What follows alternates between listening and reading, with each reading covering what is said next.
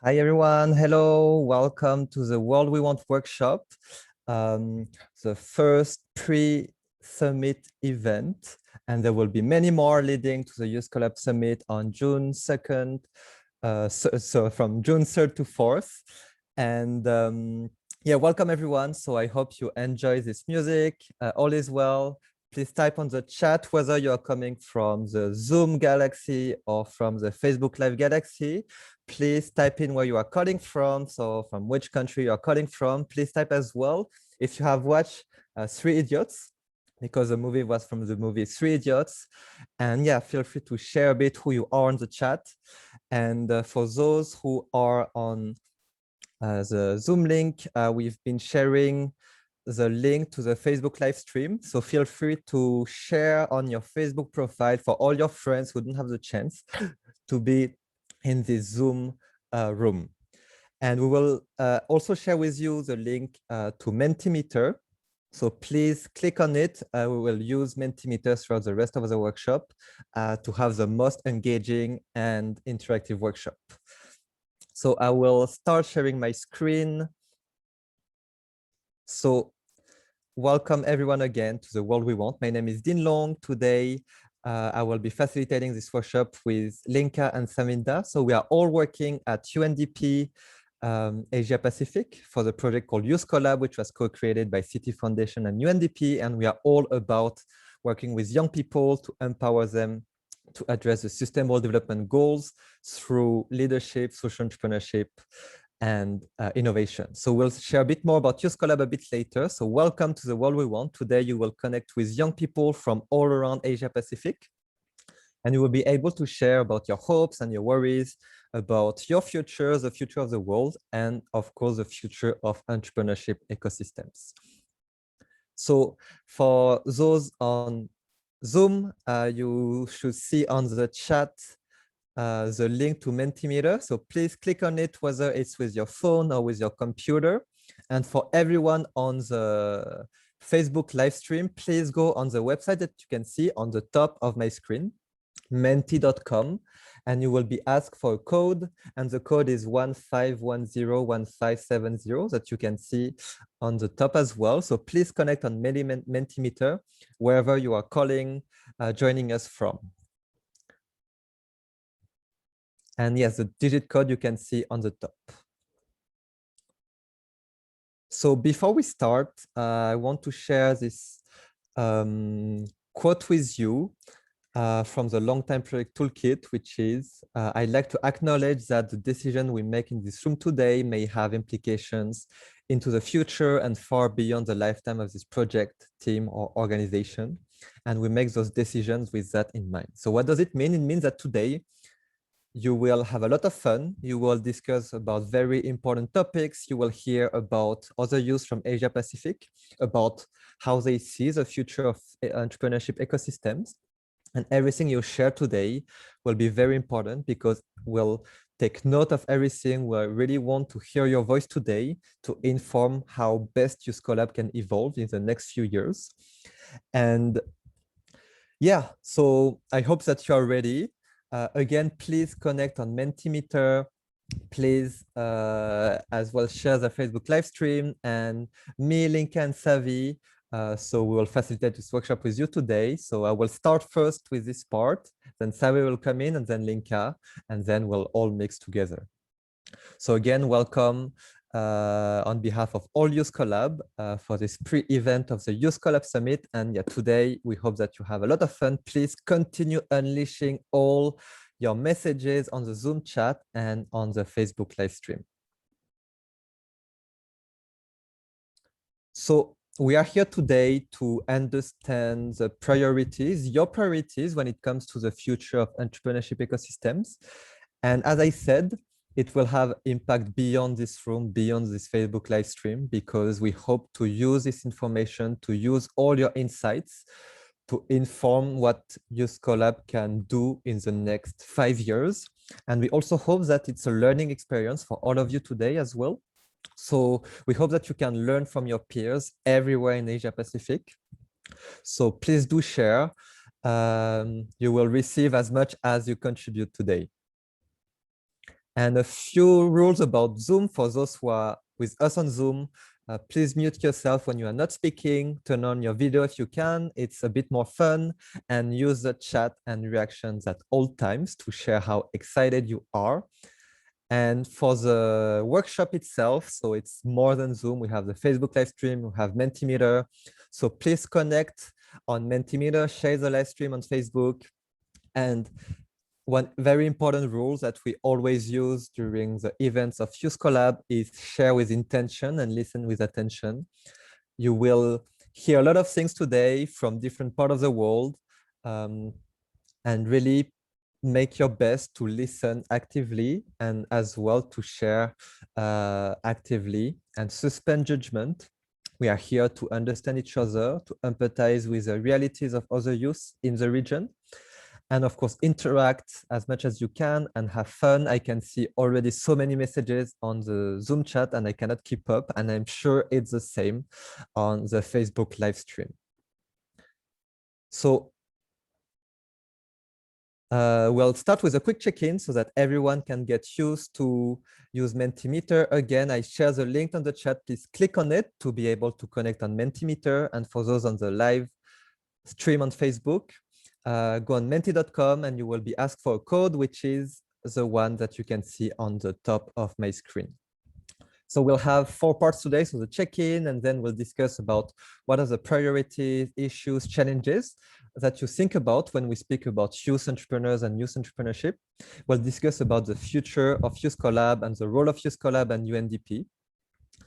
And yes, we hope to really have your participation today. So we have 3 questions to kickstart and to get to know you a little bit and to get you used to use Mentimeter. So please go on Menti, so with the device, and please write which city you are calling from. So we have a lot of people calling from Bangkok, a lot from Phnom Penh. We have people from Yemen as well. That's incredible. From Colombo in Sri Lanka, from Indonesia, from Cox's Bazar in Bangladesh, from Wuhan. Okay, there's a lot. Oh, from Russia here. I heard it's the city of mango and the city with the cleanest air in Bangladesh. Okay, now Singapore is winning. If you are not from Singapore, I recommend you to wake up, go on Mentimeter and fight for your city. I see Timor-Leste, I see Vietnam, I see Philippines, Pakistan, Australia, Bangkok, and Canton in the same answer. Interesting. Someone is both in Vietnam and in Thailand.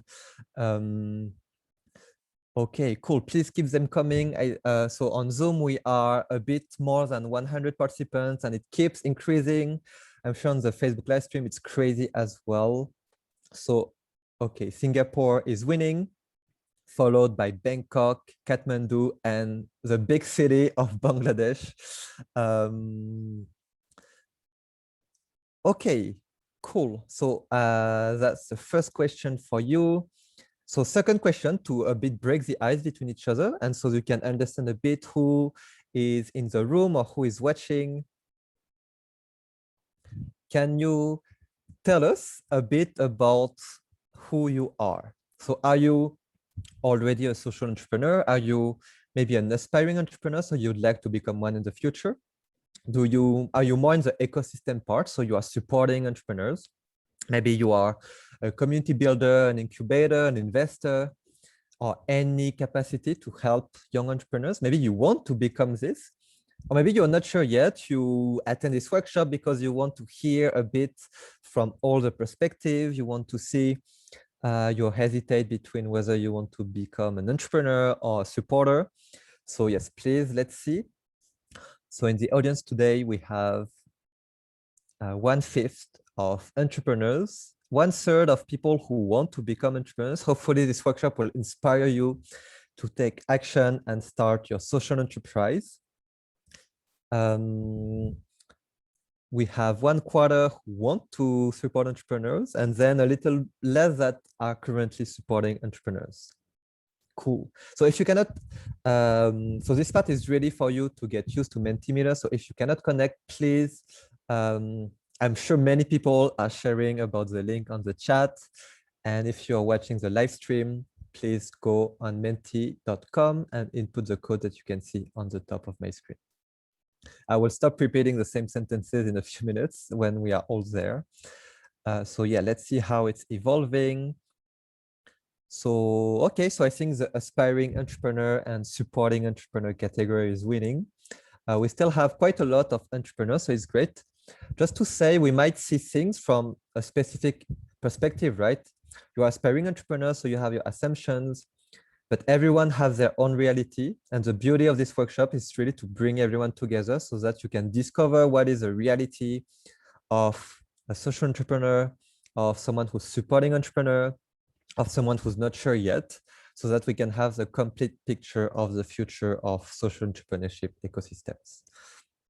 Great, so we have a final question to break the ice between us. So what are your expectations for this workshop today? So why are you here? Is it to meet Linka, meet Savinda? Is it because you registered to the Regional Youth Collab Summit? Is it because you have participated in the World We Want workshop before and you learned a lot? So please share. Why are you here today? What are your expectations for this World We Want workshop? So far, everyone answered they are here to learn a lot, learn from you all, get inspired, learn more about Youth Collab Summit. Yes, that is in the agenda. I have this hunger to learn new things. That's great. Share laughter, meet another young social entrepreneurs, to meet Din Long Pham. Well, I'm honored to know the opinion of young people and their thoughts. You just want to know the things. You expect to learn from everyone's experience and take the best out of each country's approach. And the beauty of this workshop today is, you know, after this workshop, it's not the end, right? We are here to inspire you to build the future you want, the future entrepreneurship ecosystem you want. And then there are many pre-events happening again where you can put this thought and inspiration in practice. And then there will be the Regional Youth Collab Summit where you can get even more inspiration to take action, develop your skills as well, and meet even more young people from the region. So yeah, I hope you stay with us throughout this journey. It will last 2-3 weeks. So yeah, welcome on board for everyone who just joined now. The numbers are skyrocketing. Learn from Din Long Sensei. I'm honored again. Meet Din Lin Pham. So that might be my brother. Okay, had some knowledge. Okay, cool. So that was for the ice breaking. And now let's dive deeper into the world we want and the future of entrepreneurship ecosystem. So to give you some background, when you all registered, you had to answer a few questions. So you had to read these trends, right? And the World We Want is a workshop that we have organized in 11 countries with more than 800 young people from all around the region, because we wanted to know what do they think about their future, the future of the world, and the future of UNDP. And we asked them, you know, here are all the trends. What are the three trends that makes you the most hopeful? What are the three trends that makes you the most worried about? And you can see it's quite consistent. So everyone is more hopeful about the right-hand side. So post-COVID recovery, digital inclusion, financing, growth, work and future economies, gender equality. While on the other side, many people are worried about inequality and social contracts, globalization, geopolitics and power, conflicts and disaster, and the most worried that people are is about climate emergency. So I think it's interesting to see what young people think in the region in general. And what we wanted to do with this special edition of The World We Want for Youth Collab Regional Summit Edition is to link this to the future of entrepreneurship ecosystem. How does this will impact young entrepreneurs, youth-led startups, ecosystem supporters? So it's here what we are going to discuss about today. So we will keep the three trends and we will ask you different questions. So the first one is still with the same trends. Select, according to you, the top trends that you think provide the most opportunities for young entrepreneurs to address and to solve with innovative solutions. Now, in other words, what do you think are the three top trends that provide the most things for young entrepreneurs to address and to tackle? Provide the most opportunities for young entrepreneurs, for you to start a social enterprise and try to contribute to this problem. So I can see, okay, a lot of answers on the right side. And maybe while we are waiting for everyone to vote, I will invite someone to share. So maybe can I invite someone who answered? No, anyone, maybe anyone who wants to raise your hand and share a bit. What are the three trends that you have put on Mentimeter? So I see Caitlin. Yes, Caitlin, feel free to unmute yourself. Hi everyone, apa kabar? Tajahao. My name is Caitlin. I'm from Malaysia. And the three things that I choose is post-COVID recovery, digital inclusion, and the other one, I think I choose globalization because post-COVID-19 recovery is what everyone is facing right now. And digital inclusion because now we're on, everything is on e-learning, e-meeting. Then there's a gap between us not having enough digital devices, and also globalization because we are from around the world, around the region. So yeah, it's good for us to connect with each other and learn each other culture and what we have in common in terms of youth as a whole. Thank you. Thank you, Caitlin. Yeah, I remember you were sharing last time during the broader World We Want that you really care about education and also the digital divide between, okay, now all the classes happen on Zoom, but so many communities still are left behind because they cannot have all these digital learning opportunities. So yes, definitely a lot of big problem, but also a big opportunities for social entrepreneurs to address. So thank you, Caitlin. Good to see you there as well. And I see Arden Asuncion. I guess you're from the Philippines. So yeah, over to you, Arden. Good evening, magandang gabi sa inyong lahat. Namaste, Akal, Assalamualaikum to everyone here, my neighbors in Asia Pacific. And I choose on the top three trends is inequality and social contract, then post-COVID recovery, then digital inclusion. First, I will share for the inequality and social contract because as a person with disability, we experience inequality in terms of job seeking, education, and we have lack of abilities that are happening to us here, but we must be or having inequality so everyone would, in spite of being disabled, we should access to everything. Then also, the post-COVID recovery,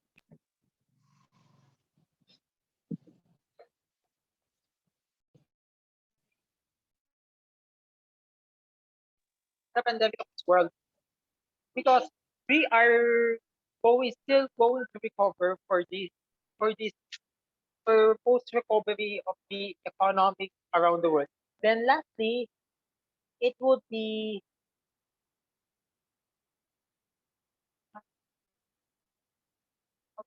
digital inclusion. Digital inclusion is everyone everyone is now digitalized in this world, but not all of it is still having do not have an access to gadget, to have access to internet.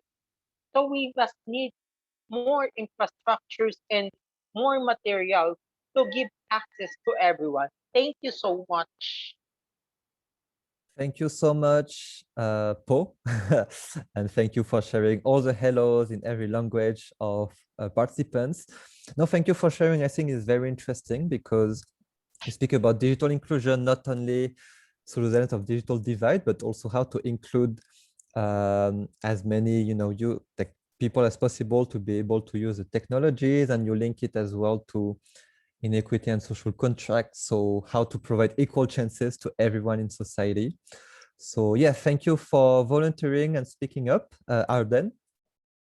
And maybe, so we'll have more, I see some hands, no worries, we have more time to share. Maybe let's switch to the other side of this question. So let's have a look at this. It's interesting how there is a divide as well. So it's very similar to what people were hopeful about. So on the right side, with the exception of climate emergency, and I think it's, such an emergency that we have to address it as young entrepreneurs and innovators. But we can see here conflict and disasters. Not many people vote for it.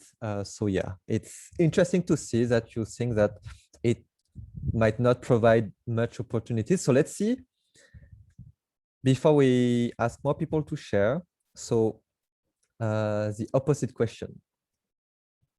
So what do you think are 3 trends that will have the most negative impact on young entrepreneurs and youth-led startups?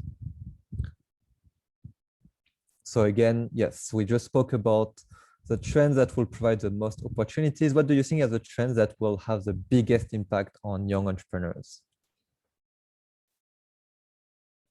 So it looks quite equal so far. So maybe while we're waiting for everyone to answer, can I ask for a volunteer who answered conflict and disasters to share? I see Ashish Singh from India. You have your hand raised. So yes, over to you, Ashish. Hello, everyone. Good evening from Kolkata, India. So I talked about conflict and disasters because I feel this is something which is actually going to, determine the progress of entrepreneurial ventures in such areas. Because, you see, in today's world, most of Asia and most of Middle East is conflict prone. And we can refer to the Arab Spring, we can refer to the protests that are happening. There are conflicts everywhere. Now, in this situation, for young people to proceed and progress in their fields for the development of their communities is going to be largely defined by peace in their communities. And that can only be, achieved when there is international cooperative action, which at this moment is actually being seen as very weak if we look at the Israel-Palestine situation or anything. So conflict is going to determine a lot of things. Thank you so much, Ashish, for sharing. And I think, yeah, it really sort of explained a bit as well the previous question, like why so few people answered conflict and disaster, because maybe, yeah, it's not entrepreneurs who have opportunities, but it's more like entrepreneurs, like, yeah, just how you can start your social business is impacted and is shaped by the peace state and all the conflicts and disasters. And yeah, so thank you so much, Ashish, for sharing. And I see, interestingly, it's quite equal here. So maybe can I invite someone who answered climate emergency to raise your hand and share? Oh, I see Ronald. Oh yeah, you remove your hand. So yeah, I see. So yes, Ronald, go ahead. Yeah, thank you so much. I wanted to talk about how financing growth would affect the youth-led startups, but I put back my hand down because you are talking about climate emergency. So I don't know if I can continue and submit. That would be fine. So yeah, please continue, and then I will move to climate after. Oh, okay. Thank you so much. So I'm Ronald, the operations officer, EcoPlasta Limited Uganda. We are a social enterprise transforming plastic waste into construction materials. So as a youth-led startup, financing growth has actually been one of the key factors that affect us. And due to the post-COVID era, you know that more investors are not willing to put in their money because you don't know what tomorrow will bring. So to me, I think financing and growth actually would in the future affect more of the youth entrepreneurs and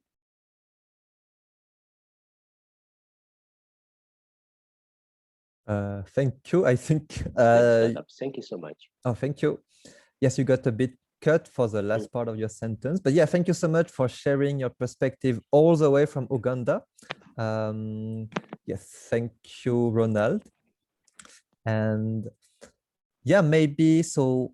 Is there anyone who voted for climate emergency who would like to share now?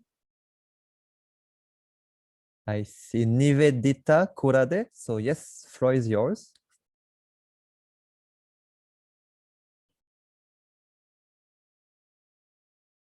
Yes, Nivedita, if you can unmute yourself. Hear me. Can you hear me? Yes, I can hear you now. Hello. Okay. Sorry. Climate change is main issue in this century as temperature is rising in a vast manner than expected because already we have reached to 1.1 degree Celsius and to achieve the Paris Agreement for 1.5 degrees Celsius, we need to act now and come up with greater ambition on the climate action plan. Thank you so much, Nivedita, for sharing. And yeah, I think it's as you mentioned, yeah, it's a two-way, like it gives a lot of opportunities, but at the same time, it has a very big impact on youth entrepreneurs and everything. So yeah, thank you so much for sharing. And maybe we can have last sharing. I see Traz Hassan, you have your hand raised. So yeah, go ahead. Hello, greetings everyone. I'm from Pakistan. Sorry for I don't have the gadget for camera. So I want to add in the point climate emergency. The fellow said that Pakistan and India both and most of the Asian countries are affecting badly due to the climate change, as they are not contributing much in the climate change, but they are affecting very much because of the climate change. And Asia is a trade hub for the world, and so it has very much bigger importance in the world. So we have to deal with that climate change in every perspective, whether it is entrepreneurship or research or every perspective of life. We have to think about that particular climate segment to initiate or to propose our every project, so that it quite has very much importance, and we should take care of it in every perspective. Thank you. Yes, thank you so much, Tras, for sharing. And yeah, I think you mentioned a very important point, also linked to, yeah, like it's linked to all trends, it's linked to all SDGs, and definitely it will be the poorest communities who will be affected by climate change, but also everyone will be affected.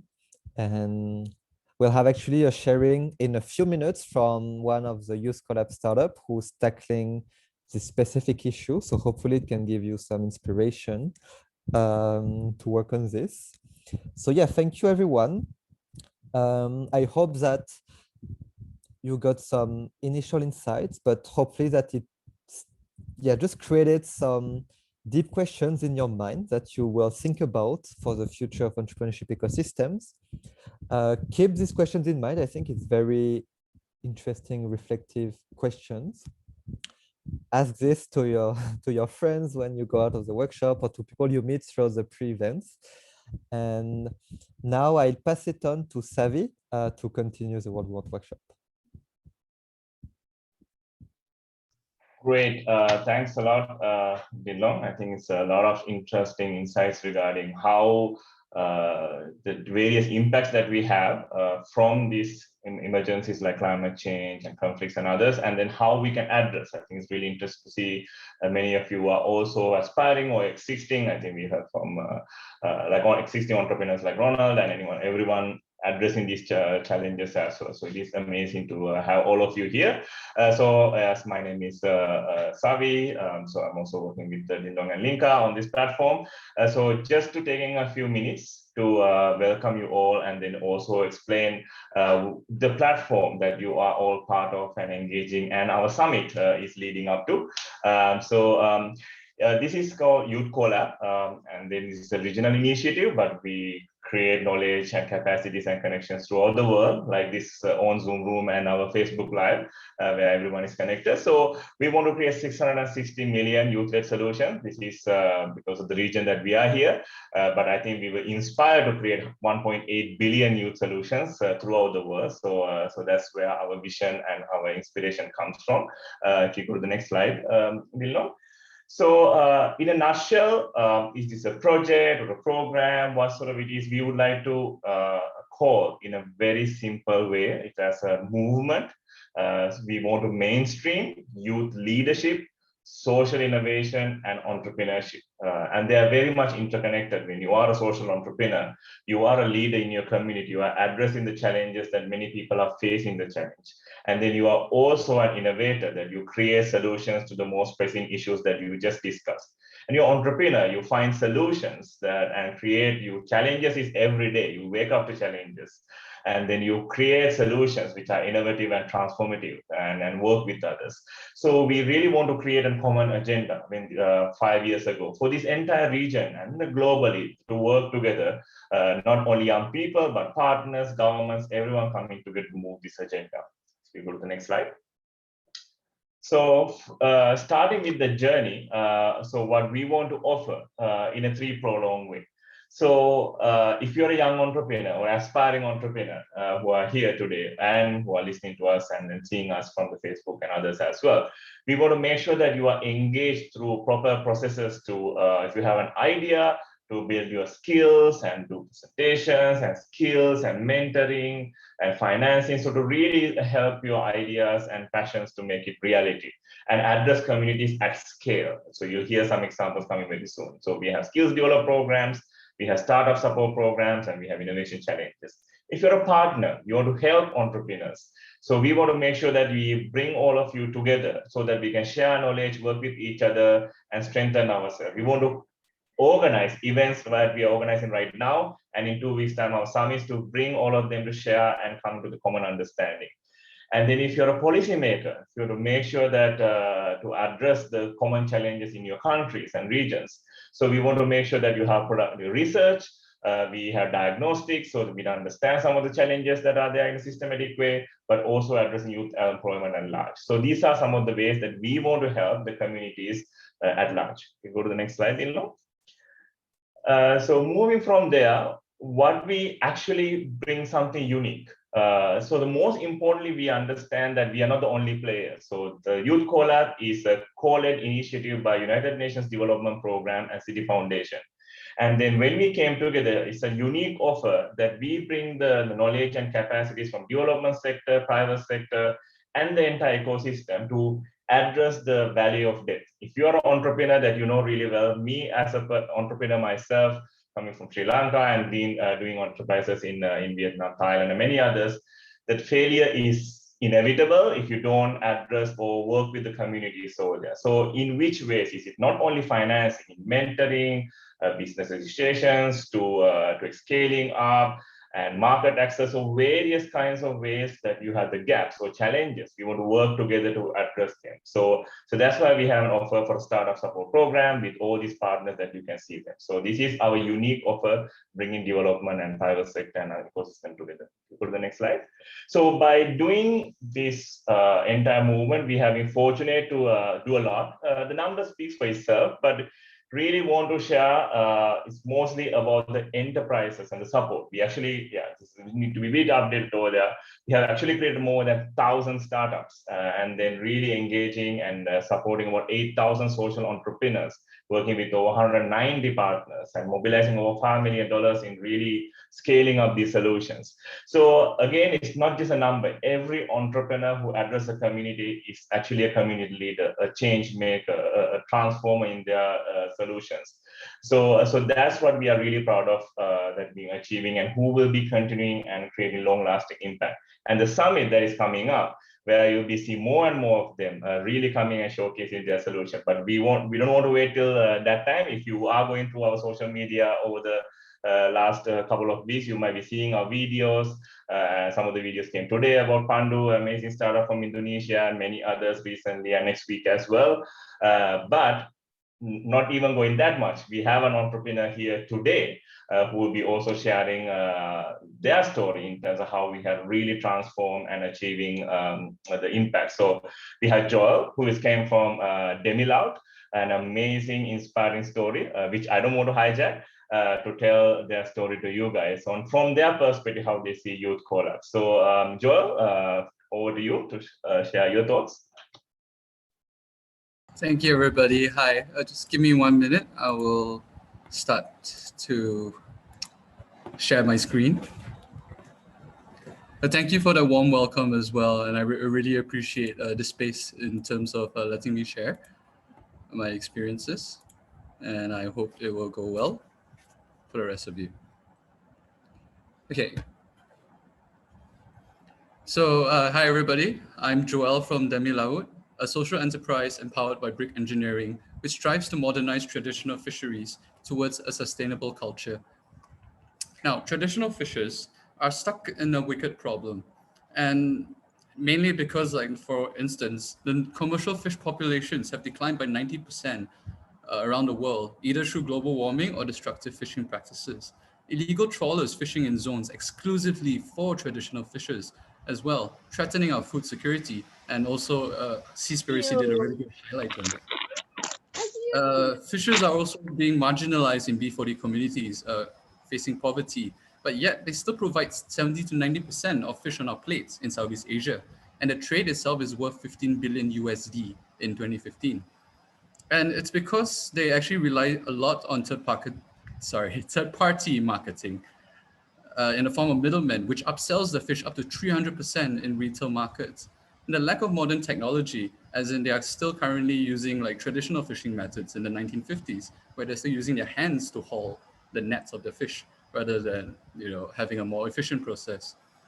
So it's also, they lack any ICT application or any user-friendly ones. We have to remember that fishers are old and they would require user-friendly ICT in order to actually enhance their lives and enhance their fishing processes. And finally, they do not possess any form of financial records, deeming them ineligible for loans, bank loans. So just a brief run through of how we started. When Demilaut opened its doors in 2019, we were quite naive and bright-eyed, exploring the world of fisheries.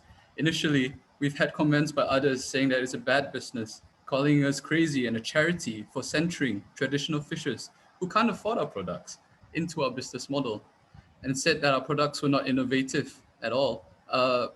Just to highlight, the innovation part is not also as innovative as most people would think, much like Elon Musk's quality. But yet, you know, looking into the science and the facts of it, we identified that what is innovative was actually our models and solutions looking into social innovation, which aim to meet the pain points of fishers. And to be perfectly honest, this perspective would have been a dream in our heads, or a boat without a paddle, running into the raging ocean waters. And it's because of YCL, or Youth CoLab, it has now become a reality because of their support and guidance. They recently helped us with introducing Patch Dule to us, which is the founder of the Spark project. And with his hand, he actually helped us and guide us to raise beyond our current targets. So in our first crowdfunding, we were planning to design a small-scale pilot project to develop Haji Eden, a fisher in Sibuti in Sarawak, Malaysia, and develop him into a role model, a leader in the community. The idea is to provide him with Pumukat Noh, this is what you see on the left side here, which is a net hauler device to not only optimize fishing effort, and also we were aiming to digitize the fish trade, to not only provide data on local fish populations to get a baseline to ensure our food security, and to also connect Haji Eden to retail and online marketplaces. However, after talking to these retail and restaurants, we realized that there is a certain element of hesitation to work with these traditional fishers. It's because of the inconsistent fish qualities that they have experienced in the past. So with our second crowdfunding campaign, we've actually decided to rent out ice packs at a very low cost to not only ensure that everyone, not only Haji Eden would have like sustainable and impactful cold chain management and economical, but also for the fishing community of Sibuti. So this is how UN Youth CoLab helped as well. They invited some UN volunteers. One of them was Sienna Mihova, where she actually developed this infographics to highlight how providing economical ice packs can lead fishers saving up to 14 times on their ice costs and reducing the influence of middlemen, which allows them to finally connect their resources to marketplaces independently, transforming a vicious cycle into a virtuous cycle. And Carla as well, one of the amazing UNV volunteers, directed and produced an amazing crowdfunding video for us, which highlighted all the objectives and points of what we are aiming to do. And with YCL as well, they helped us empower two vocational students, Kaf and Alif. When they started with YCL, they were only 18 years old. And YCL gave them the opportunity to present to a global audience. And they did magnificently in UNDP Youth CoLab Miri, and also with the Asia Pacific Youth Exchange in Korea. So these are their reflections on the Youth CoLab, the process. I interviewed them and they said that they developed such a really good real world experience of how it is like, outside of the vocational colleges, because they have attended quite a few international training as well, again, provided by Youth CoLab, which I'll be highlighting a bit later. And it also exposed them to entrepreneurship at such a young age. And it allows them to actually communicate with a global audience and with peers that have similar interests and passions. So Youth CoLab has also given us so much in terms of like providing us a pathway to have an SGD program with Google and them being our mentors, as well as accelerator programs with Accelerating Asia and FS6, where they also provide us with many and numerous networking opportunities. And yeah, I really have to thank Youth CoLab for, I could go on how Youth CoLab has supported us at Demi Lau to go beyond our comfort zones and seeking to conquer more new heights and greater heights. But I'm afraid I'm in need at least another 30 minutes for that. So thank you, especially to Aggie. Just a quick shout out because she has been guiding us with extremely safe and supportive hands. So if any of you to work with her in the future, you'll definitely be in a good place. So that's all from me. I hope I gave you all an impression of how Demi Lau, what our focus is on, and as well as how YCL has actually helped us in our whole process. Great, thanks so much, Joel. I think you can see in terms of the chat is already giving shout out to you in terms of the work, amazing work that you are doing for your communities, because again, we can all connect you with supporters and enablers and many others, but end of the day, you are the one who's actually reaching out to the communities that you serve and then really providing them solutions. So rather than even coming from Youth CoLab, being an entrepreneur to an entrepreneur. So really kudos for the work that you do, and hope that you also inspire many other thousands of entrepreneurs in Malaysia and beyond. I think you already inspired a lot of entrepreneurs in this own chat, in Facebook and in the Zoom call. But definitely, thanks Joel again for sharing your story. So that's what we wanted to highlight, not only about our program or our efforts, is that the services and solutions are available. There are volunteers who want to contribute, and there are private sector who want to provide their staff time and engage with you all. So what we try to bring is actually not create anything like completely new. It's just putting them in innovative and more accessible and inclusive way for people who are speaking various languages, people coming from almost 30 countries and regions plus in this region to come together and learn. So that's actually what Youth Collab really end of the day means, a collection of opportunities and people and organizations coming together. So from there, I think we are moving into something more important. I think Joel gave a really good entry point to the discussion that we are going to have right now. If you go to the next slide, which will be something that you will be need to go back to Menti. This is where you need to give us some feedback. So because why? Youth Collab has been in operation, so in programming for last 5 years. Yes, it's a bit older into the project, but still younger at heart. It's still a lot to grow. So we are actually using this discussion with you all to design for our next 5 years. So we want to hear from you. You heard some of them from Joel as well. So go to the Menti. I think some of them are answering already.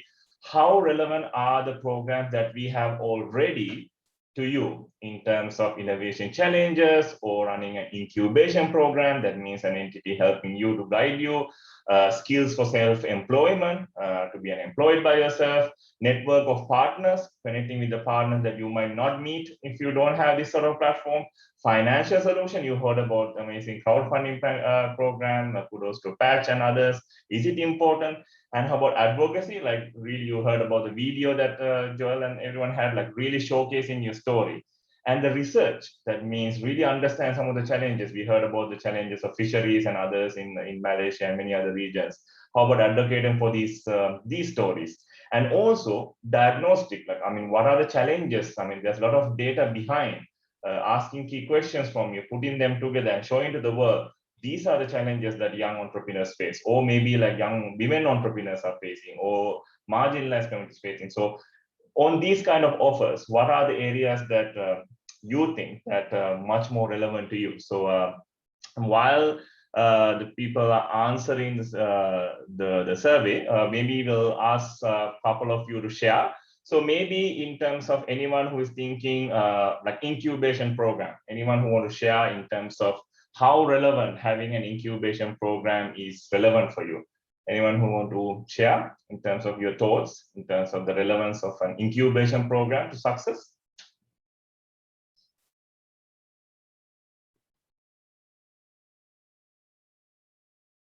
Or is it mandatory, like we need an incubation program? Okay, we have Raghav.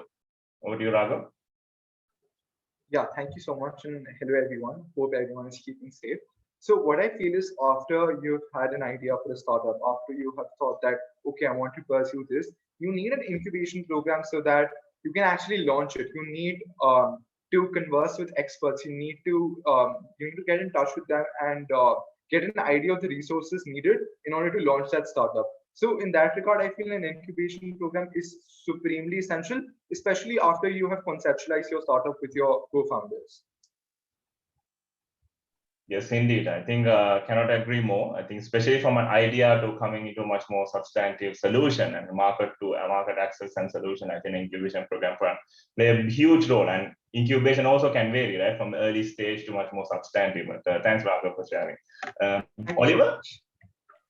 Hi, everyone. I totally agree with Raghav in relation to the incubation program. I think, I'm part of a project called Moji Connect, and basically, we have this big vision, but we sort of need a bit of guidance on how to turn our ambitious idea into reality. And I think an incubation program would be really beneficial, not just for us, but also for a lot of young entrepreneurs who sort of have a brilliant idea or big idea, but are not sure how to turn that into reality. And yeah, an incubation program would be really cool to be a part of.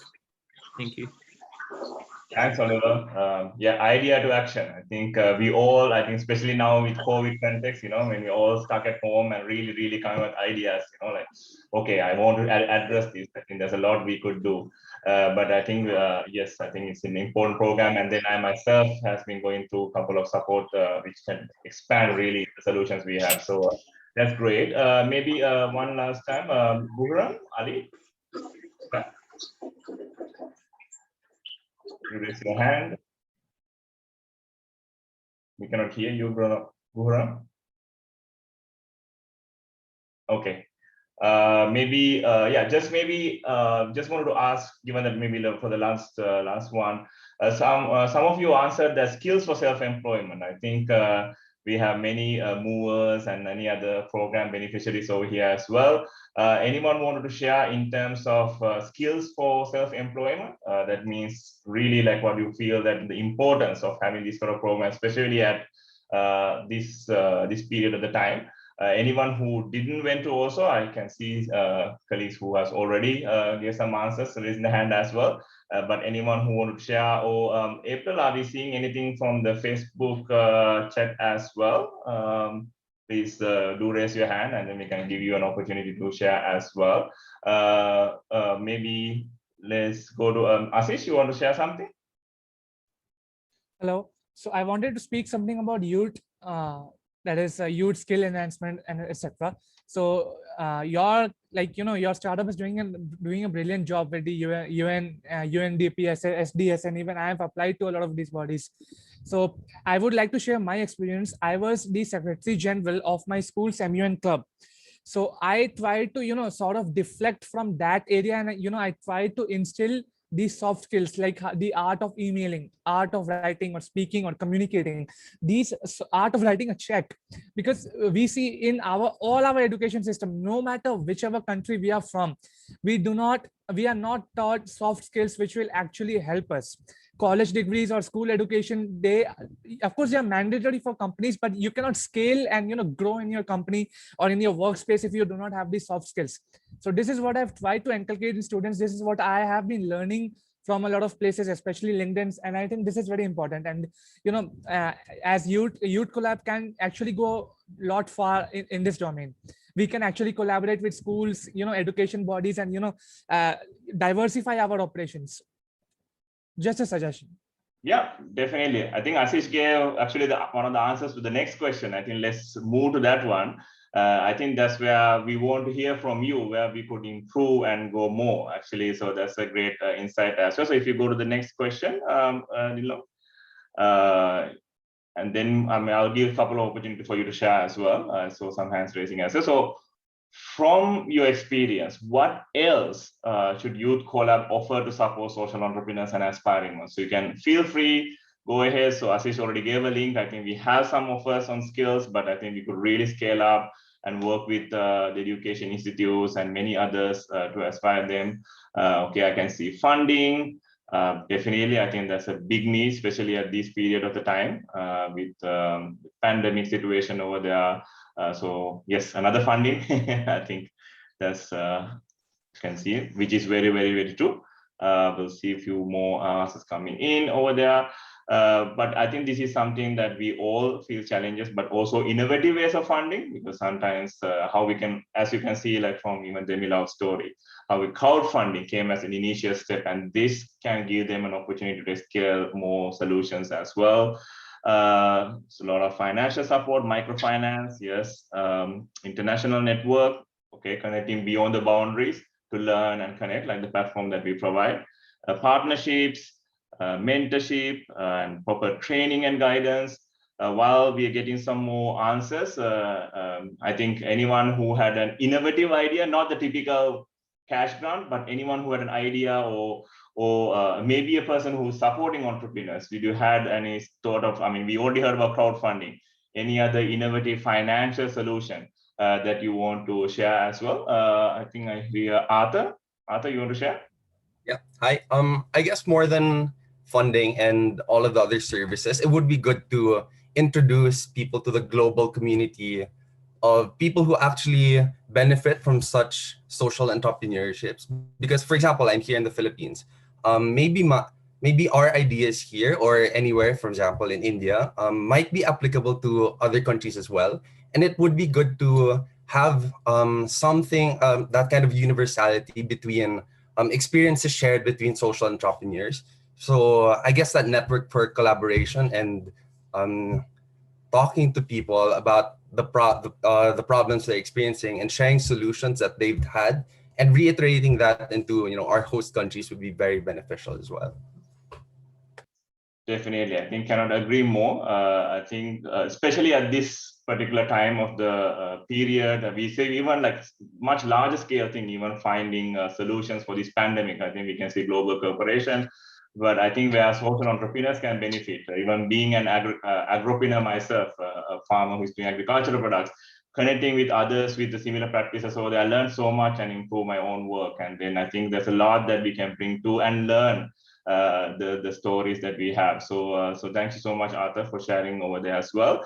And then in terms of, we can just going back to the questions over there, we can see a lot of funding support that is needed for reaching universities, and then proper training and guidance, more webinar sessions. Definitely, I think there should be boot camps, leaderships, inclusion, diversity, and then anyone who wanted to share in terms of the leadership and team management, like in terms of the definitely like business running skills. Anyone who wanted to share in terms of their space? Arden, you want to share on that aspect in terms of how we can add more programs on skills and training? Hi, good evening. I would like to share the skills and training, not only for that, we must implement also inclusion and diversity for some of the leadership trainings, entrepreneurship trainings, because not all are accessible to everyone else, because there are persons with disability who cannot access this. On aspiring person with disability would like to access on that training to be an entrepreneur, but there are hindrances that some organizations could not afford any training for them. But thankfully, I would like to share my experience that being a part of Project Inclusion, a non-government organization in the Philippines, they provide me a training. They provide me towards to have a decent job. Now I'm being 2 years with my company, and they because on that program, anyone could afford the training of entrepreneurship, leadership. As long as inclusion and diversity is there, everyone could could access on that training. So we grow up together, and so we share, and so we are giving opportunities, whether you have a disability on your psychosocial disability, you have physical disability, or even deaf or mute. So opportunity to everyone to be trained on that aspect. Thank you. You reached a really, really important point. I think that's something that we stand for, very close to our heart. So especially in terms of Youth Collab, like leaving no youth behind, that's one of the fundamental pillars that we believe in. That means if we do not provide services, skills, mentoring, financing, all the services that we mentioned for every young person everywhere, that means we are not achieving what we were supposed to achieve. So that's why we have curated programs on indigenous young people, people with disability, people from speaking all languages, very diverse. We are trying to translate many of our materials to most of your languages. If you are willing to help, do let us know. So thank you so much, Arden, for mentioning that. I think that's so much relevant as well. And I think in terms of skills and then also mentoring and others, Raghav, you want to add something on that pillar? Yeah. So basically, I had mentioned leadership and team management skills because I feel that the startup environment is very chaotic. So previously, we talked about the challenges that youth entrepreneurs face, and I feel in such a chaotic environment, we need to make fast decisions and we need to take decisions that accommodate everyone's opinions. So since we are young and aspiring entrepreneurs, it's very important to understand the team dynamics and make the right decisions. So I think sessions on those would really help us to work in a team with diverse backgrounds, as Auden mentioned. So I think that's incredibly important to make right decisions so that a startup succeeds eventually. Definitely. I think, as you mentioned, we've got also a movement not only for enterprises or startups, it's for youth leadership, social innovation, and entrepreneurship. And then they go hand in hand. If you are an entrepreneur, social entrepreneur addressing community challenges, leadership need to be built in. Of course, overnight you won't become a super leader, but at least these are the skills that there are things where you can learn, you can observe, you can work and really grow and really lead the solutions in your community. So thanks, Raghav, for sharing as well. Thank you. Yes, and Caitlin? You want to go? Anything?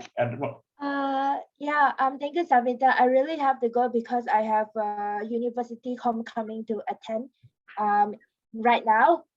Just want to add on others point because I'm not most of us might not know I'm a cerebral palsy, which I was diagnosed at 18 months old, and it's hard for us for the OKUs who are classified as oral clinical upaya. The community is facing a lot of rejection in communities because most of the employers, they just look on the outside and not the skills or education level that we have. So I think what the Malaysian government or Malaysians as a whole to help these OKU communities to accept us into normal jobs, because we are not just an asset, but we are a contribution to our countries as well. Thank you. I really have to go, so thank you so much for having me. Thank you so much, Caitlin, for joining and really opening up and sharing from your perspective. I think that's something that we stand for very deeply as well, creating this space. That's why we are also Youth Collab want to be a platform for young people to lead these voices. That's why we mentioned that as our pillars, we bring young entrepreneurs and support them, partners to support them, but also governments, so that we can really connect those dots and then really enable them to transform themselves and raise these issues. These are very critical issues in terms of how we perceive entrepreneurs and people with different challenges, different opportunities, communities. So really important agenda as well. So thanks a lot for everyone for sharing. I think we are moving into something even more exciting. Just connecting to this point. So I think I'll hand it over to Linka just to move forward and address more ideas. And then anyone who want to share, please hold. There will be some really fun and interesting question, because now we are in 2020. We'll be going something further. So Linka, over to you. Thank you so much, Savi. Good evening, everyone. And also good evening to those who are joining from the Facebook. So just a very quick recap of what happened, since the beginning of this workshop. We've looked into, the trend globally, and a little bit recap of, what are some of the things that young people are feeling worried about and feeling hopeful for. And then we slightly look into a little bit in the area of, from an entrepreneurship angle, what is our vision and what's our view of the future. And then we have some understanding of what is Youth Collab, what Youth Collab is offering, and then we've heard an awesome and inspiring story from Joe from Damilout. So in the next few sessions we're going to look into more connecting to yourself. So the first question that I want to invite all of us here to write it down in the Mentimeter, and also to have a little bit reflections together, is that we're going to look into the future. So by 2025, which is 4 years from now, so how would you see, what's the role, in your opinion, of Youth Collab will evolve in this regional entrepreneurship ecosystem? So you can be a little bit more specific.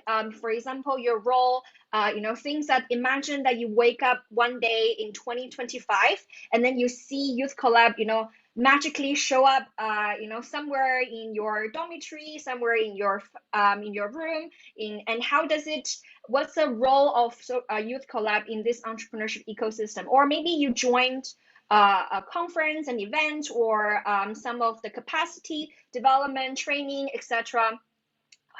what happened there, and how is the Youth Collab role evolved.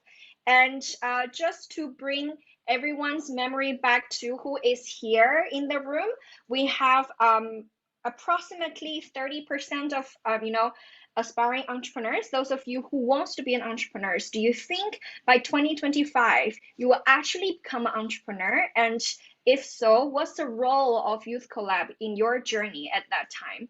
And for those of you who are already an entrepreneur and who wants to support entrepreneurs, the same questions and same reflections to you as well.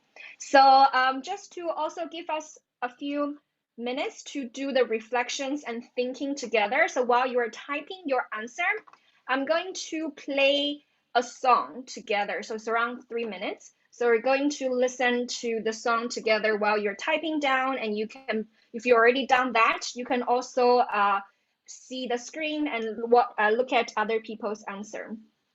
All right, let me play the music now.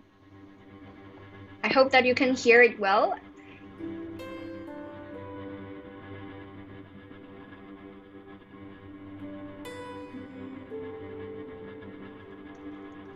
I wanna leave my footprints on the sands of time. Know there was something that meant something that I left behind. When I leave this world, I'll leave no regrets. Leave something to remember so they won't forget I was here.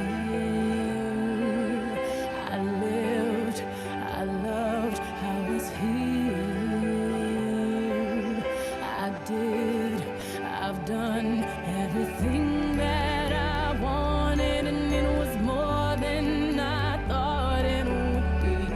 I will leave my mark so everyone will know I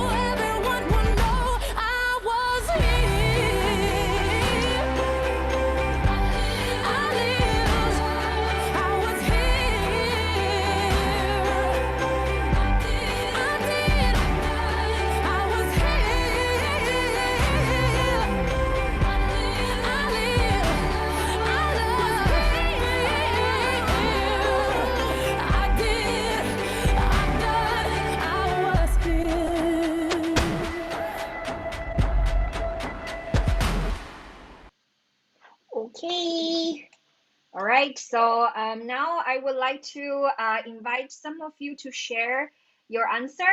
So if you want, just raise your hand and then you can, okay, people already raised their hand before I finish my sentence. That's great. So I'm going to give it first to Joanna because I think this is the first time you raised your hand, so I want to give this chance to you. So Joanna. Okay, thank you. I give my answer. I write my answer, then support leader, because I think most of the aspiring entrepreneurs or upcoming leaders faces lack of knowledge or funding problem, and they have faced a lots of risks and losses also. And I think youth collab can support them, like training, giving training them, and funding also. Thank you. Thank you so much, Joanna. Yes, very good points. Thanks for sharing. All right, so let's move to the next person. I think Ashish, you're the first one raised your hand, actually. So I'm going to give you the floor. I wrote about that we should provide institutional support to those, budding entrepreneurs who do not even know that Youth Collab exists, because that's the correct thing. Because those who know, they will anyway link them and they will get the support which they need. But instead, with institutional support, I mean, like, talking to the governments and then lobbying for them, because they do not have the bargaining power to lobby and to speak to their representatives on equal terms, because they are vulnerable. So if UNSDS and UNDP and Youth Collab, if these organizations speak in their favor and connect with them and connect them with their organizations, the government, for funding purposes, it would be great, because that will lead to enormous encouragement in communities, and more entrepreneurship ventures will pop up.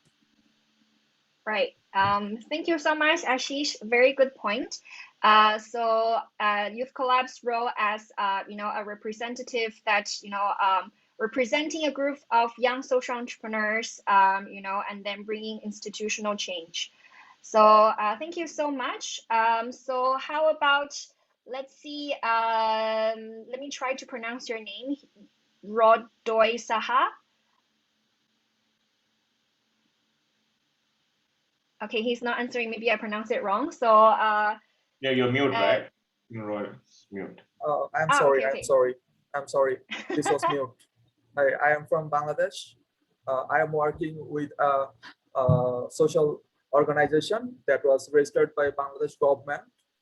When we are going to work with marginal people or slums around cities, we face some problem, some kind of problem. One of them is a funding problem, a financial problem. I want to know how can we help them without low costing, and that will that will bear a great impact on marginal people and slum people. What kind of workshop can we provide them, mainly slum peoples and marginal people of villagers, that can help them in future? Thank you. Thank you so much. So I think that's a very good answer. And I think if you know the answer, if you want to share your thoughts, you can type in the chat. If you're also working with marginalized community and you are also, helping them with their livelihood, improving their skills, please type in the chat if you want to share your thoughts with Saha. So I think from my perspective, it's really about trying to put our shoes from their perspective and understanding, what are some of the barriers that they are struggling, and then also take ourselves from that perspective and see it from a third person perspective, and try to see also from a larger picture from the ecosystem what's also are the barriers. So seeing from different perspectives and trying to understand. So and I think hopefully through the summit that we have a Leave No One Behind panel, and then hopefully to see you there. And some of the speakers, they're amazing entrepreneurs working with marginalized community, and hopefully that will also give you some inspirations of how they're doing, how they're working with entrepreneurs and uplifting people from marginalized communities. Right. Okay, thank you so much. So I think I see the hands from Trust Hassan for very, very long. So let me give the floor to you. Thank you for giving me the opportunity. Actually, I want to add the point of digital inclusion, because we are moving towards a globalization and digital world. So the entrepreneurs should be taught for the digital education, so that they can present themselves well in front of world, and then the respective organizations and NGOs will connect to them and will fund them, or whatever else help they will give to them. So that was my point. Digital education must be very good for entrepreneurs. Yeah, thank you so much, Trust. I think by 2025, digital inclusion and digital education definitely by that time is going to play such an important role in our life. Also, as post COVID recovery, a lot of discussion on how can we include more people, because right now our world is just I would say most of us, we have 2 screens, 1 laptop and 1 mobile phone. Some of us have 3, some of us have 3 screens, including if you have in other digital device, but mostly we're living in our screen. So right, so what about people who doesn't have a screen?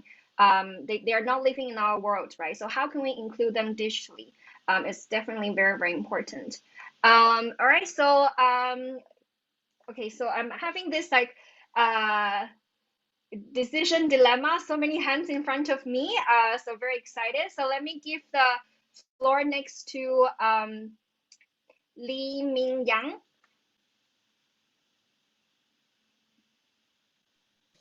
Okay, do you hear me? Yes. Hello. Thank you. Yes, thank you for this time. And I'm Lee Ming Yang from Lao PDR. Yeah, I'm a student at National University of Laos. So excited in this time, this opportunity. For my point and economic graph, yeah, I answer economic graph that, yeah, I would like to resolve. Yeah, for my point, I would like to resolve the economic graph, like right now around the world, and we face COVID-19 impact to many people around the world and lost their job. So on 2025, so I right now up to the 2025, I would like to resolve the economics, yeah, to make many people and they return to have the job. Yeah, thank you. Thank you so much, and so happy to have you joining all the way from Laos. Yes, a very good answer. I agree that livelihood and job and everything, those are very, very key and important.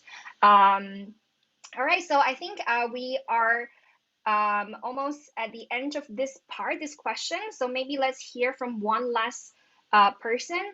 Let me give it to Aviel.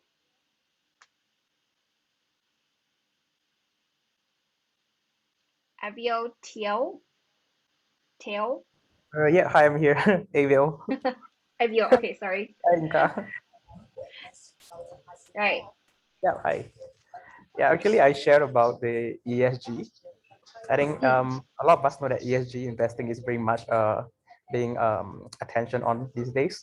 So ESG is pretty much created alongside with the SDGs that UN have on their hand. So what Youth Collab roles will play, I think, is with the ESG standardizations that's gonna be come out soon, I guess, by the Big Four, and then within the region that this ESG initiative and related entrepreneur or like businesses will start to bloom, and that's where how this partnership of like regional entrepreneur ecosystem gonna grow as well.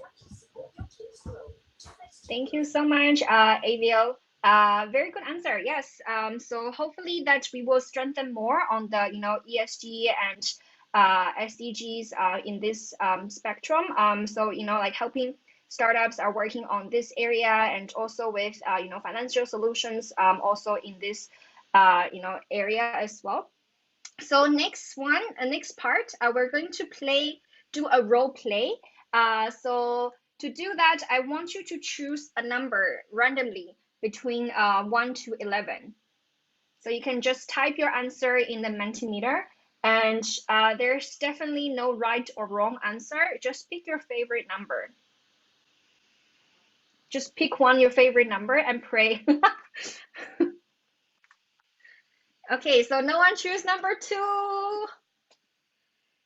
Let's see if some of us will actually choose that at the end. Okay, number 7 is winning as expected. Still no one choose number 2. Oh, okay, one of you. Oh wow, okay. More people choose. Okay, now we only have 1 for number 10. If you're deciding between number 10 and 11, you can go with number 10. But I can't guarantee that it's a good number.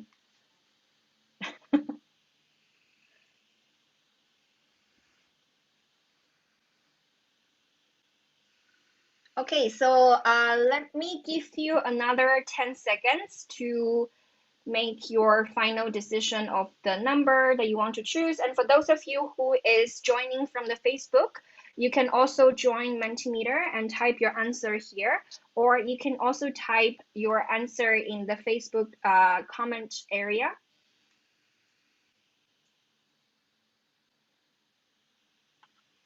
Okay, so I'm gonna give you one last 10 seconds to type down your answer.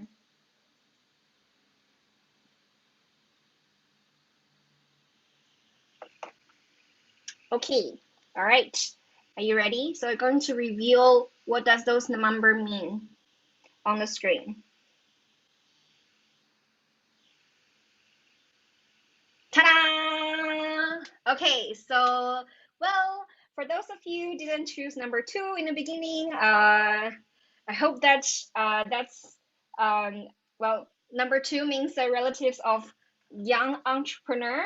So for example, if you choose 2, you are either your parent, the parent of an entrepreneur, or siblings, cousins, aunties, uncles, or even grandparents. So a relative of the entrepreneur. So if you choose number 1, it means that you are entrepreneur. And for number 3, if you choose number 3, it means that you are a senior and experienced entrepreneur. So probably you already have like multiple social enterprises or enterprise or startups that is up and running. And number 4, you are running an incubator or accelerator. Number 5, you have a co-working space. Number 6 means that you are angel investor. And number 7 is that that you are engaged or managing investment fund. Number 8 means that you are from for example schools, university, and all this like research institutes, all this like academia related organizations. Number 9 means that you are from private sector. 10 development agency, 11 government. All right, so I hope that give you enough time to think about and also remember your role. So I think we will also paste the role in the chat as a reminder. So what is happening right now? And yeah, if you don't remember, you can type it in the chat. So later on, you will remember. So what is happening right now is that we want you to remember your role and then answer this question. So again, we're going to look into the future. So by 2025, which is 4 years from now, how would your role evolve in the entrepreneurship ecosystem? So when you type down your answer, please either write down your role or write down your number.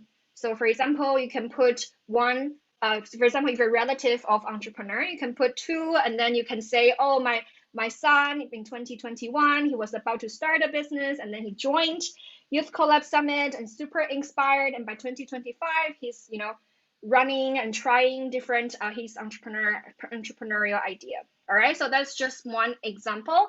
If you're the relative of an entrepreneur, so yes, so you can type down your role. At the same time, type down your what your role will evolve by 2025. Okay, so I think the song just now was very, very well received. A lot of people say that they really enjoy the song. So I'm just going to play again and give you another 2 to 3 minutes to write down your answer on the screen. And again, if you're already finished answering, you can take a look at the screen with everyone else's answer. For those of you who are joining from the Facebook, feel free to join the discussion in Mentimeter, or you can type down your comment, your answer in the comment area.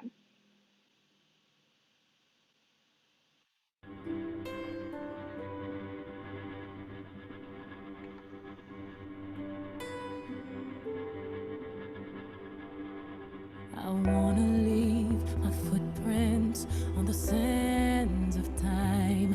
Know there was something that meant something that I left behind.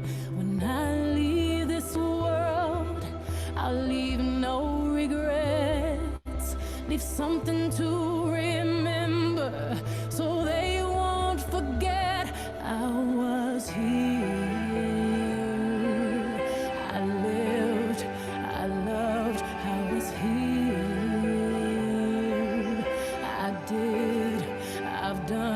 Everything that I wanted, and it was more than I thought it would be. I will leave my mark so everyone will know I was here.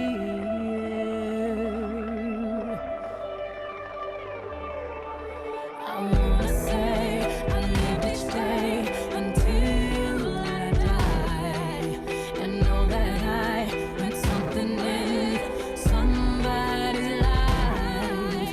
The hearts I have touched will be the proof that I leave, that I made a difference, and this world will see I was here.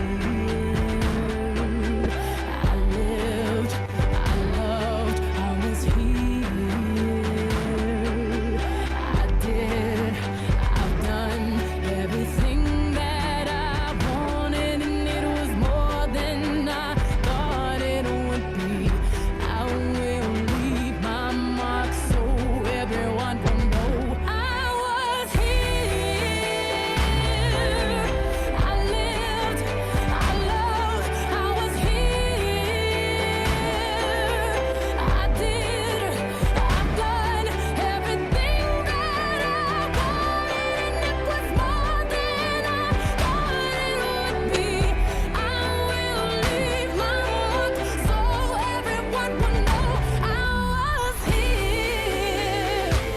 I just want them to know that I gave my all, did my best, brought someone some happiness, left this world a little better just because I was here.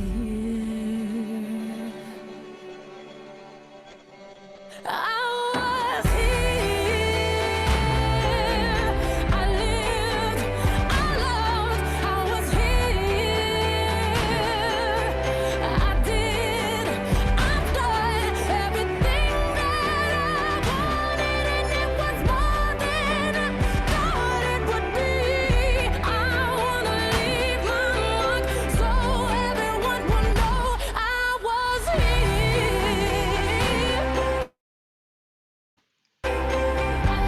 I lived, I was here. I did, I was here. I lived, I did, I've done, I was here.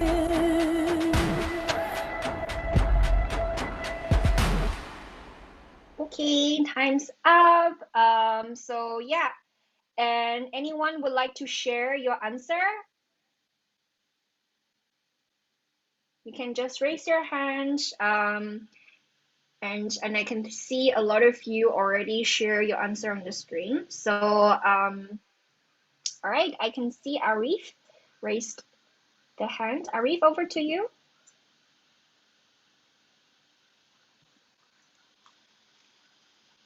Hi.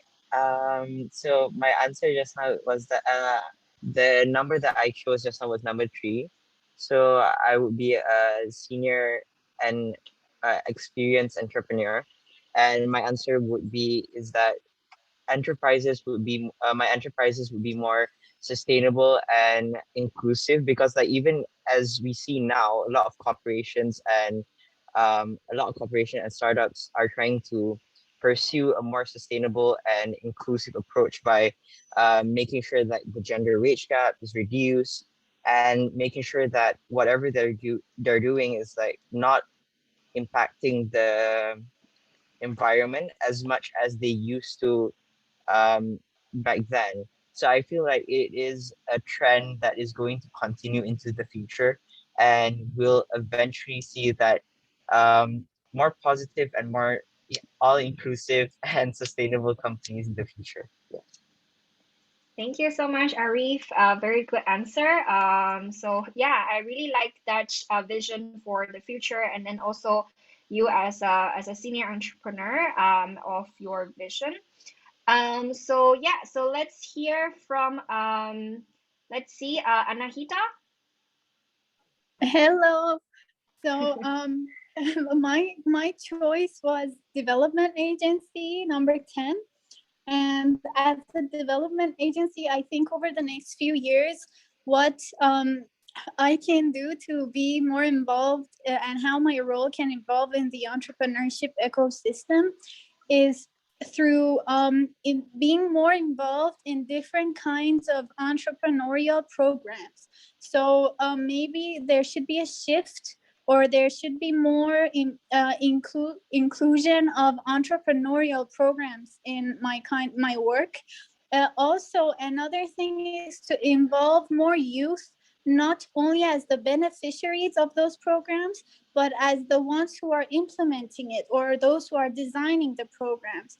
So I think this is something that in development agencies especially really matters. So yeah, that's what I see as the evolution over. Great. Thank you so much, Anahita. So yeah, so I really like that answer, you know, empowering and allowing young people to implement and also engage them more in a development agency. All right, so I think actually I just saw that Arthur made a very, very good suggestion. So just now we have answer from number 3 and number 10. So apart from these two number, maybe let's hear from more. Even though we don't have enough time, let's hear as much as we can from different perspective. All right, so if you're not number 3 and number 10, please also raise your hand and share. So I see Ronald, you raised your hand. So yes, please, over to you.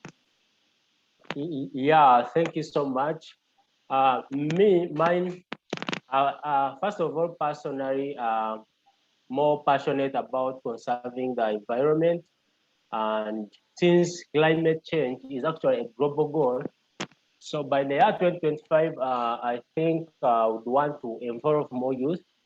Because for me, by then maybe I would have grown up no longer youth, but I would always want to involve in bringing more youth, like organizing more community awareness programs, setting up more community youth groups in a way that in this, I nurture them, give them more knowledge, because I think as much as I attend these summits and these mentorship programs, I gain more knowledge. So I would want to transform the knowledge I get to the youth back in the villages, but the youth back in the local communities. And in this, I think by the year 2025, I would have created more youth groups. And in this, I would want to look at financing. If we start up these community groups, how can we finance them? How can we give them knowledge on how they can conserve the environment? That's it. Thank you so much. Thank you so much, Ronald, for sharing your passion. Yes, I think all of us here also agree. It's important to, give young people tools and confidence that they can also create the change and create the future world we want. So I think we need to move on for the next session. And I really enjoy this part, putting ourselves into different shoes, in different roles, and then looking at ahead for our future. So the next part is a little bit of a recap and reflections of how do you feel about today's workshop, that everything that we talk about from the beginning of, we're looking at the global trend, we're looking at the trend in the, with the relations of social entrepreneurship, and we've also looked at dig deeper into Youth Collab and different offers from Youth Collab and the stories from Demiloud, and then we try to look into the future, trying to understand by 2025 what do we want to see, the ecosystem of entrepreneurship and and the role of Youth Collab. So how do you feel about today's session? So you can just type your answer in the Mentimeter. So some of you mentioned that you are inspired, you learn more about what Youth Collab does, and you feel empowered. So while some of you are, typing your answer in the Mentimeter, any of you would like to just unmute yourself and share here together to everyone?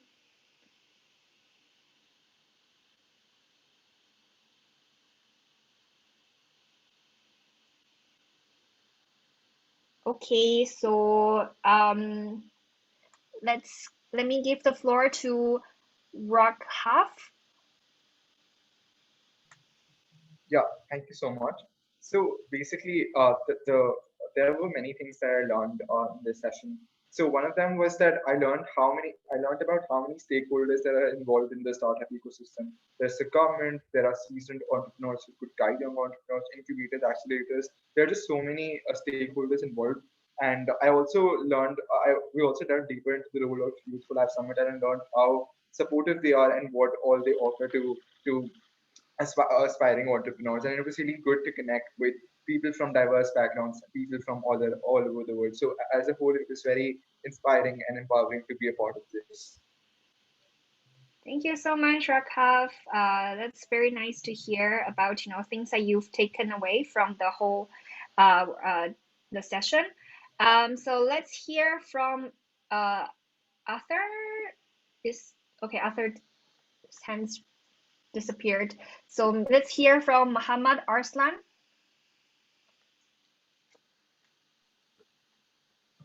Hi, I'm Muhammad Arslan from Pakistan. I really appreciate Youth Collab because the UN development in 1991 gave us a Millennium Development Plan, which was really Asian country really lagging position.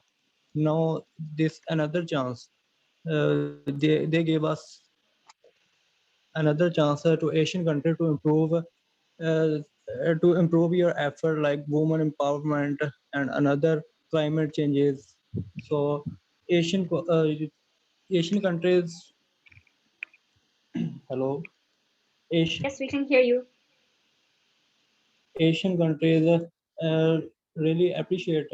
I myself appreciate Youth Collab to enhance this Asian countries.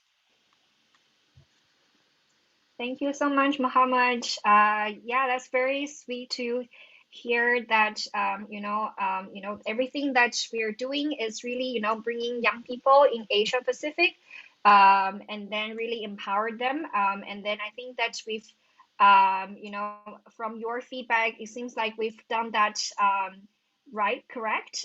You got the impressions that we were trying to, bringing more young people from Asia Pacific from this region. So let's hear from Hasli Salim.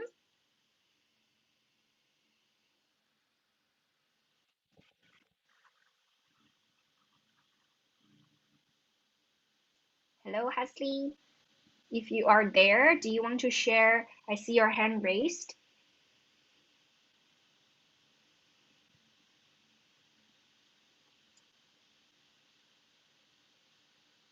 Okay, cool. No worries. All right.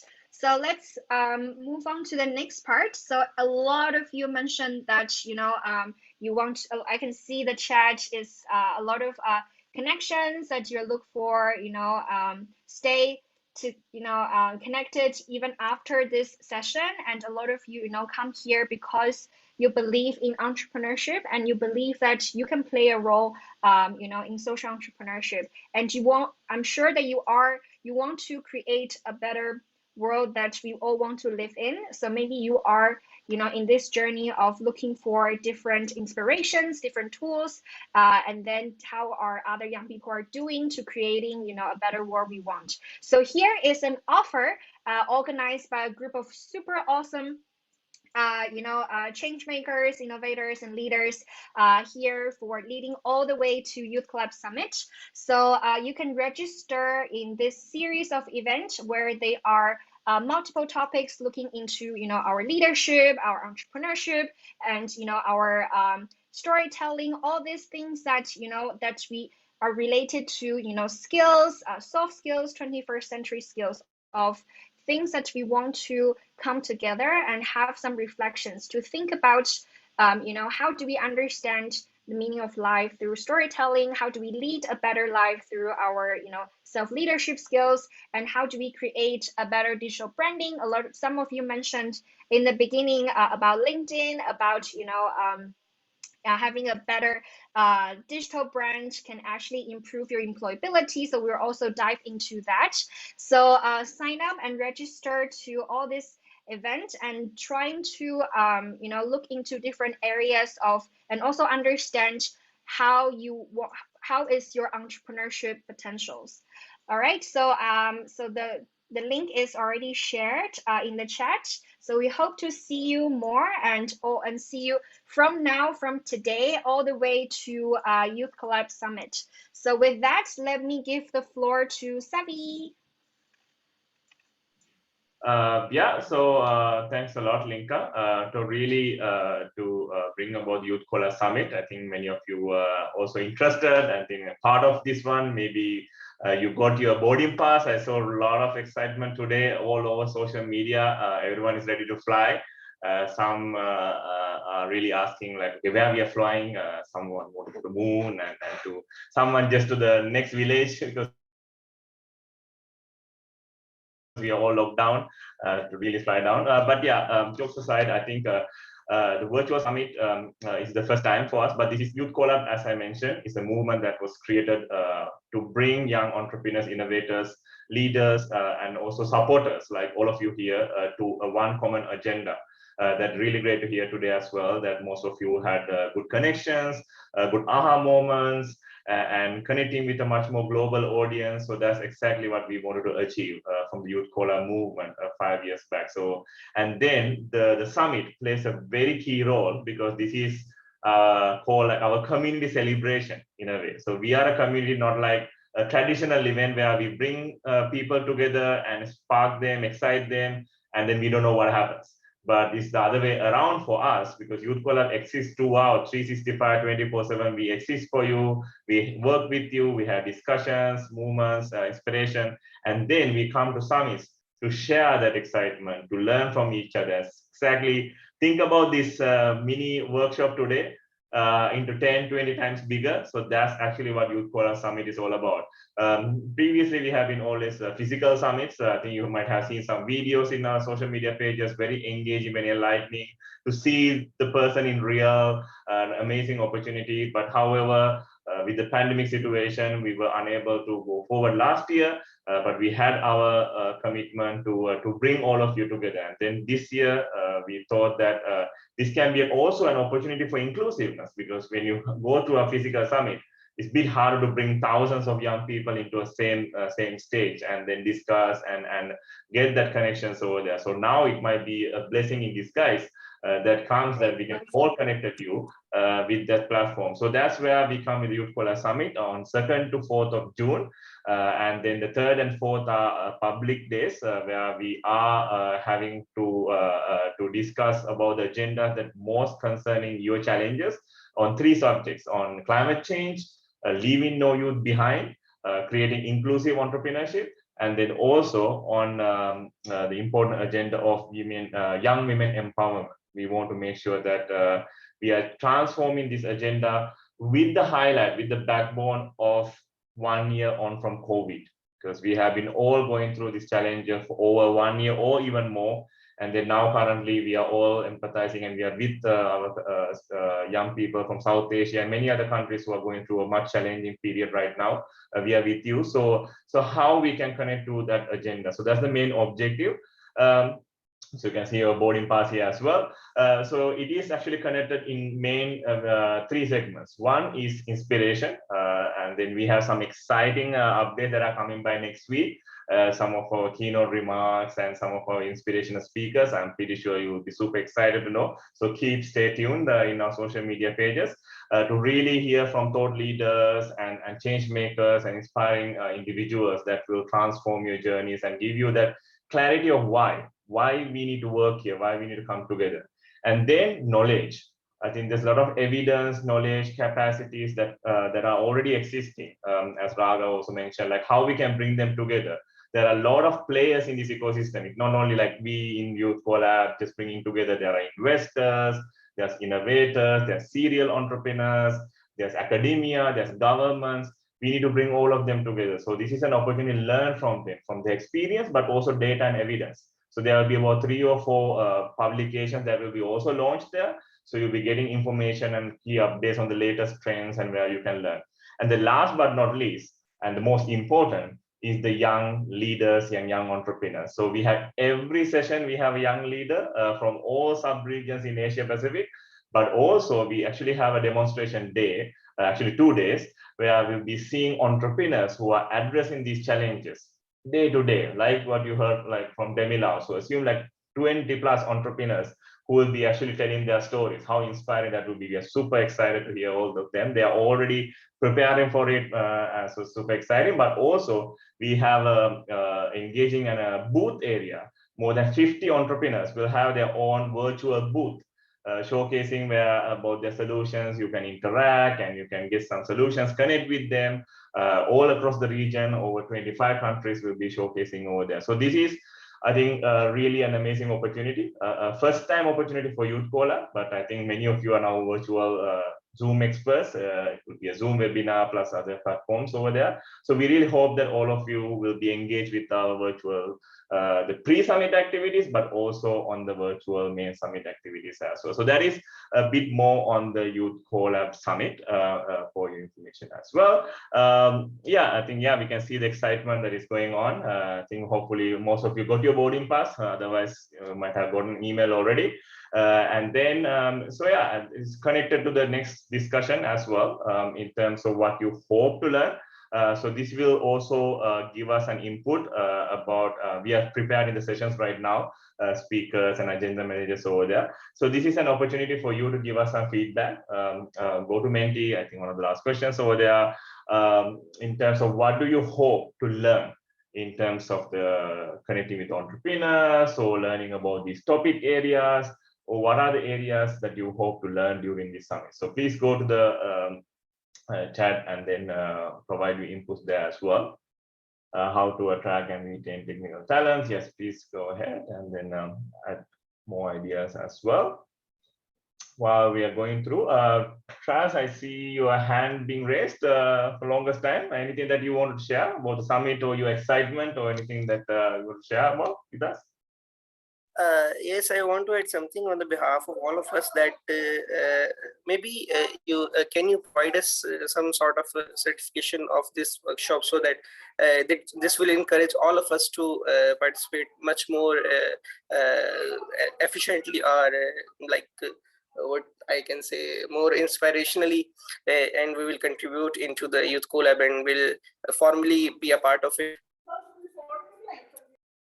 Yes, for sure, Tras. I think anyone who has been part of the MOVES programs already knows. So soon after this workshop, you will get the recording and some of the outputs of the discussions, but also a link to provide us feedback, how it has been went, your excitement, and which is also connected to the certification that will be important for you to receive as an acknowledgement for your participation and joining with this session over there. So that's very much. Yeah, thank you so much, Vic. So in terms of how to learn how to plan, I think that is very important over there. Entrepreneurship and digital inclusion, a very important topic as well. And then through the discussions over there, make a network. Definitely, it's a youth event, it's a youth network event. Some of the problems and suggestions, we actually have some of the ideas and sharing some more the COVID-19 challenge and some of the ways that we can work together. So I think there's a lot of insights. We are taking all of them to improve our sessions. Keep suggesting us so that we can improve our program moving forward over there. So connected to which, I'll hand it over to Dinlong for some of the next steps and follow-ups of the summit as well. Cool. Thank you so much, Linka. Thank you so much, Savi, and everyone who's been flooding the Zoom chat with all the links. So just repeat one last time. Yeah, there are a lot of pre-events happening and the Youth Collab Summit is coming. And please do share what you hope to learn during the Youth Collab Summit and leading to the Youth Collab Summit. It's by setting your own expectations that you can take action on it and make sure that you learn what you need to learn and start being a social entrepreneur, a supporter, or develop your social enterprise. So yeah, I think there's so many great answers on the Mentimeter. Please keep them coming. It helps us as well to see if what we do is relevant for the young social entrepreneurs and aspiring ones in the region. And we have a few minutes left. So I just wondered if anyone related to, it's the end of the session, if anyone wants to share a bit how you feel right now, how inspired you are, what are some of your learnings, what did this workshop made you positive about or inspired you to do. Feel free to raise your hand. I see Suresh and Bello. So maybe Suresh, do you want to go first? Hi, and good evening to everyone. I am from Nepal. I am a civil engineer. I am very happy to join this virtual summit. Actually, I want to add my point from this today session. I learned very new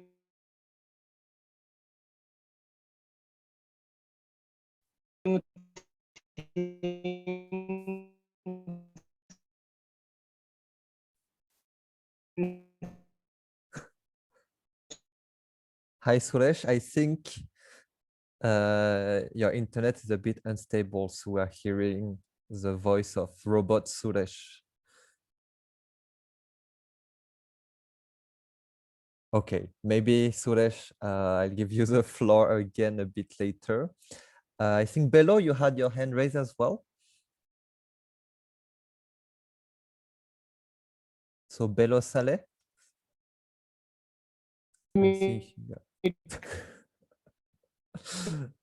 Suresh is in my trying to come daily back. life to do the same. And this, thank you so much. So yeah, Suresh, we couldn't really hear you because I think your internet is a bit unstable, but if you can share maybe on the chat some of the points that you said, that would be great. I'm not sure if Bello could hear me, so I'll pass it to Ashish. Hello. So I'll divide my answer in two parts. First, that what I learned is that we as youths have actually broken all barriers of culture, of language, of personalities, etc., as demonstrated by this summit, by this workshop, because we could single-handedly connect with each other on LinkedIn, talk, speak, be frank. Even I made a connection with a person from Lahore. Okay, my grandparents came from Lahore when India was divided.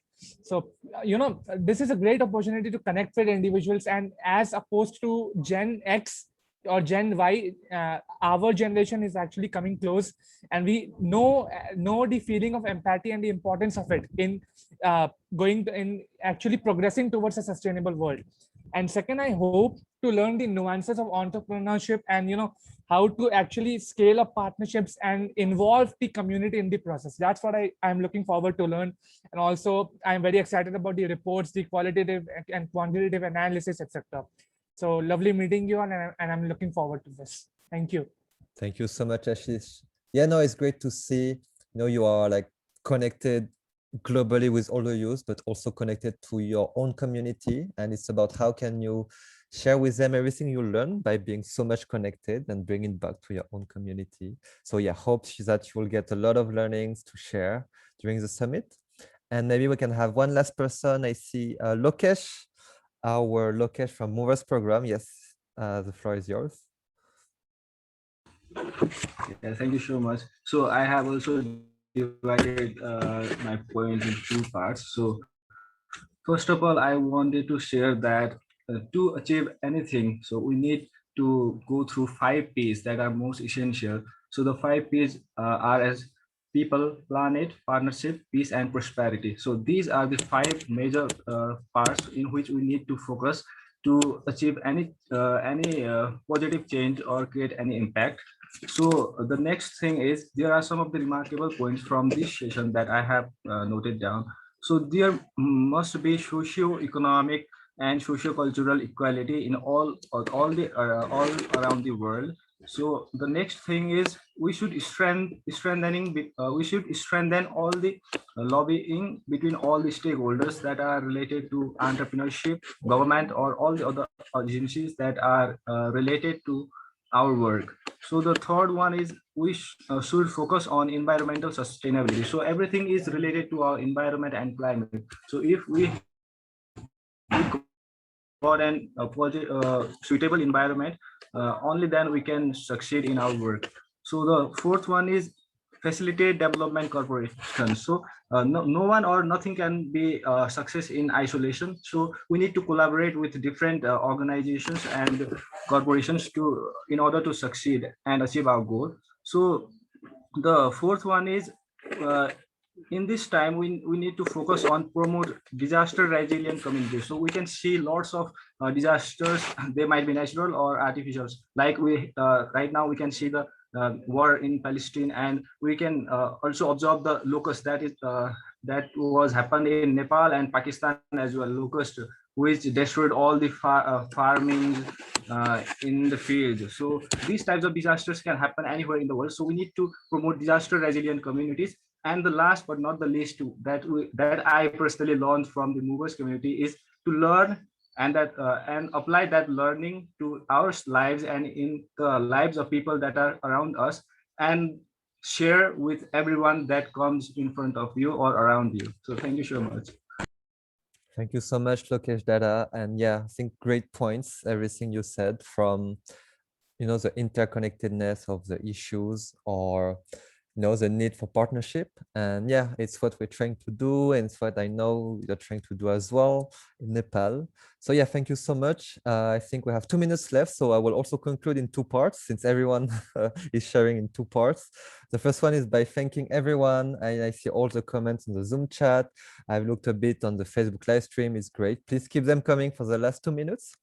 And the last part, maybe the most exciting one and the thing you've been waiting for, the group picture.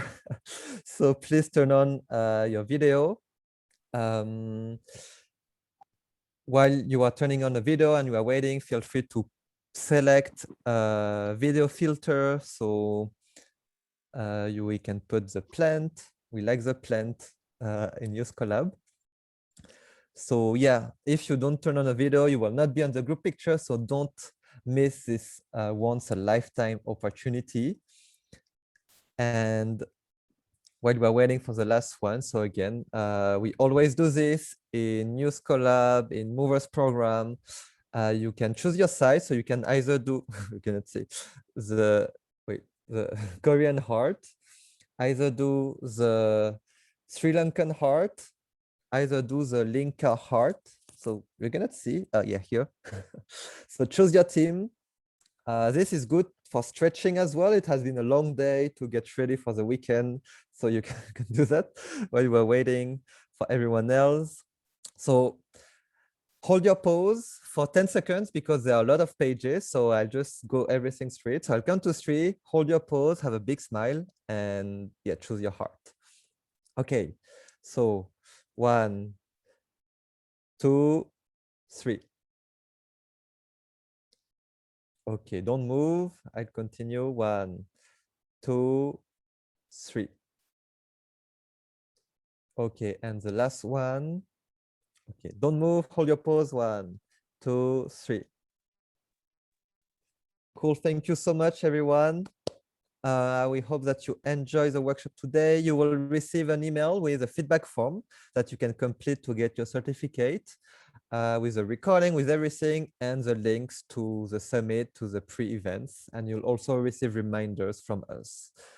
So thank you so much. Have a nice evening, everyone, and a great weekend, and see you soon. Thank you. Thank you. See you in the pre-summit workshop. Thank you, everyone. See you guys soon. Thank you. See you soon. Thank you. Yeah, thank you so much, everyone. See you. Everyone. Also love Nepal. Bye. Bye. Thank you. Bye-bye. Thank you. Bye. Thank you. Bye Bye-bye. bye. Thank you. Thank you so much. Goodbye. Thank you. Submit. Bye. Thanks, everyone. Bye. Thank you, everyone.